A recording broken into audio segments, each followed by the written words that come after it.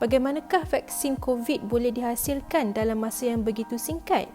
Lebih-lebih lagi apabila dibandingkan dengan vaksin-vaksin yang terdahulu yang memakan masa berpuluh tahun kajian dan ujian klinikal sebelum diluluskan untuk penggunaan awam.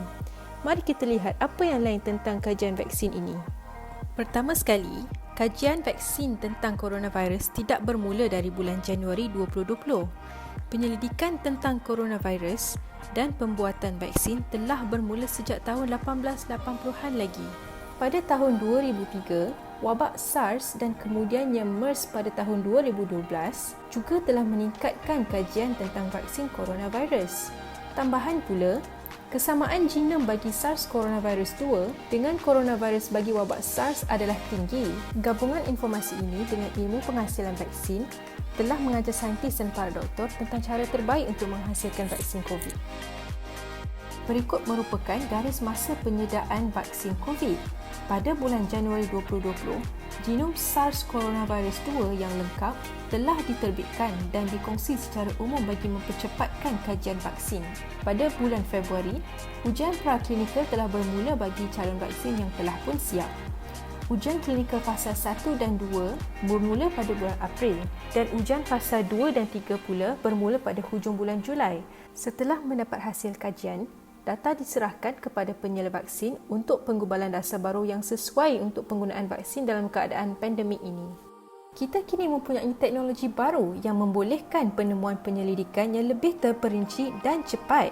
Antara teknologi yang terkini termasuklah cryo-elektron-mikroskopi yang dapat menggambarkan interaksi virus dengan sel badan manusia dengan kadar yang sangat cepat. Gabungan teknologi ini dengan informasi dari SARS dan MERS membolehkan para saintis mengenal pasti antigen yang sesuai untuk merangsang sistem imun badan. Moderna dan Pfizer kemudiannya menggunakan info ini untuk merangka urutan RNA ke dalam calon vaksin lain bagi penghasilan calon vaksin dengan kadar yang pantas. Kajian juga menunjukkan penghasilan RNA dan DNA adalah jauh lebih pantas dari penghasilan virus yang tradisional iaitu virus yang mati ataupun lemah. Keempat, terdapat saluran pembiayaan yang sangat besar untuk memastikan kesinambungan penyelidikan vaksin COVID. Pihak swasta dan awam, dana-dana amanah, malah dana khalayak ramai telah pun menyalurkan pembiayaan yang amat besar kepada kajian vaksin dan ujian klinikal. Yang kelima, penyediaan vaksin COVID lain daripada yang lain kerana ujian klinikal yang dijalankan secara selari. Fasa-fasa ujian ini dijalankan secara selari untuk mempercepatkan kajian. Contoh, dalam penghasilan vaksin ada fasa praklinikal, fasa 1, 2 dan 3. Tetapi, bagi penghasilan vaksin COVID, fasa 1 dan 2 dan fasa 2 dan 3 telah digabungkan.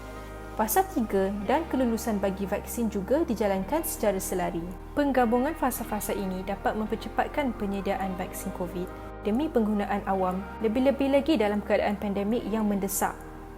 Dan yang keenam, sesetengah regulasi dan pengawal selia telah diubah suai bagi meluluskan penggunaan vaksin COVID. Pengubah suai dasar dapat memberi pendekatan yang lebih proaktif.